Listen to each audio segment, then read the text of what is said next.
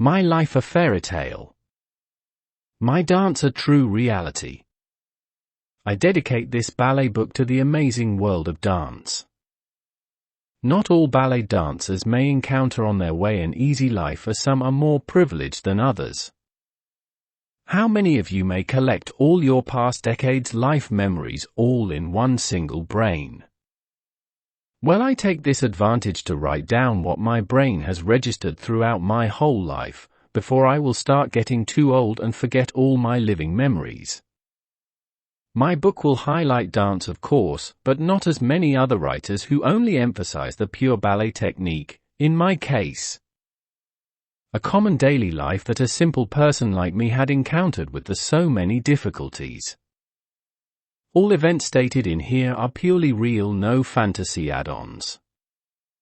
For some of you my story may sound captivating, some interesting, some others very stupid. I am not a writer, so don't expect me to write as Molière, Voltaire, or Shakespeare. I will express myself simply as I talk and think, and will line out my life and dance story as it presented to me day by day with my own comments and personal opinions. Writing this book is exactly like compiling a new choreography libretto with many different cast list actors or dancers. My personal opinion about people, facts and events are really personal and expressed as my heart feels. My eyes then will describe what follows like if it was a live video camera. In the past, many people asked me to write down a book of my life, or what we call a biography, but work duties didn't permitted me to accomplish this task earlier. You will then read my book, and when you will reach the end of it you will understand how life for some can have a special treatment and some others like slaves. Finally, now at the age of 66 here I am in this book. I am not proud of writing this whole story or searching any special honors, gold medals, or getting a nominee, but expressing the truth of a human being, real events, which makes of you a protagonist. My life events were, and still are, exactly like a 19th century steam locomotive that enters at the railway station roaring with no brakes. I always had the feeling that life was rushing at me. I had to run, and still am now, while doing things quickly and take fast decisions. I always wondered how others were lucky, enjoying every single moment of their day so peacefully, while I was struggling continuously. Life events always walked through in grand fury, and I ever had the time to take a pencil, paper, and start dropping down my texts and preliminary thoughts, or even relax for a while listening to some music on a seashore or next a swimming pool.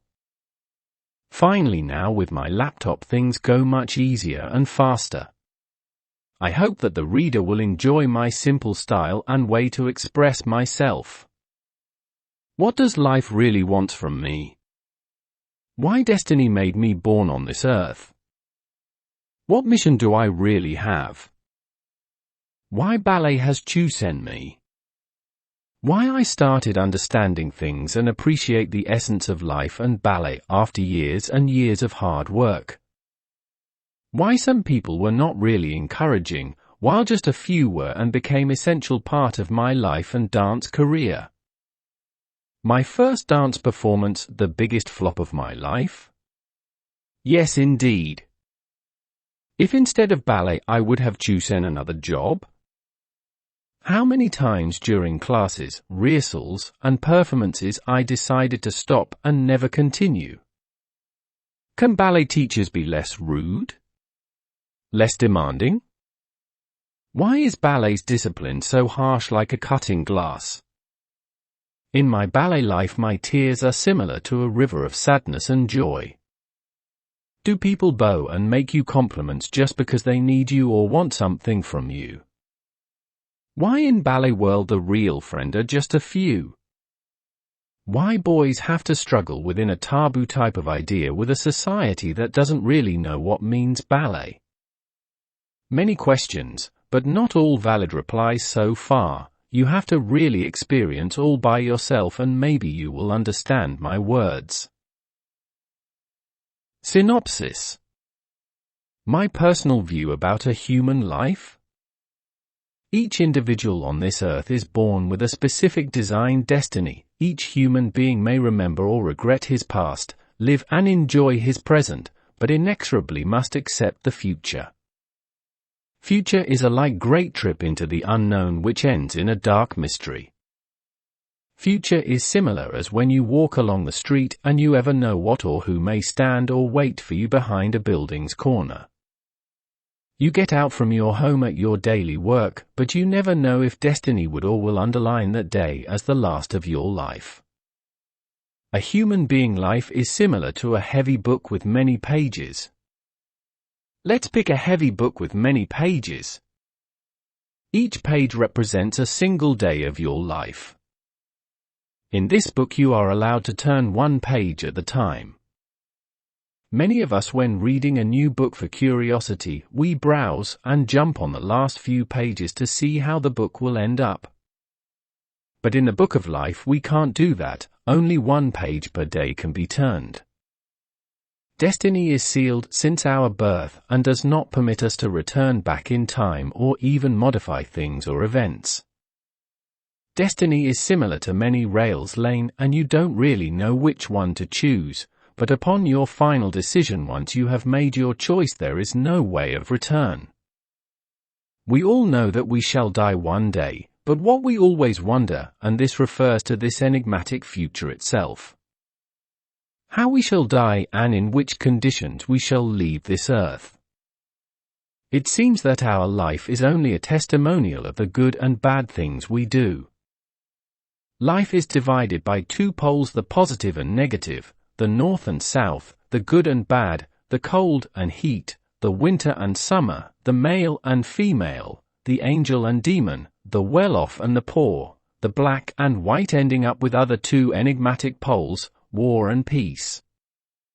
We often demonstrate a theatrical and somehow false compassion in front of other people's sorrows, tears and death, but when our turn shall come, only then we will have to face a true battle with ourselves.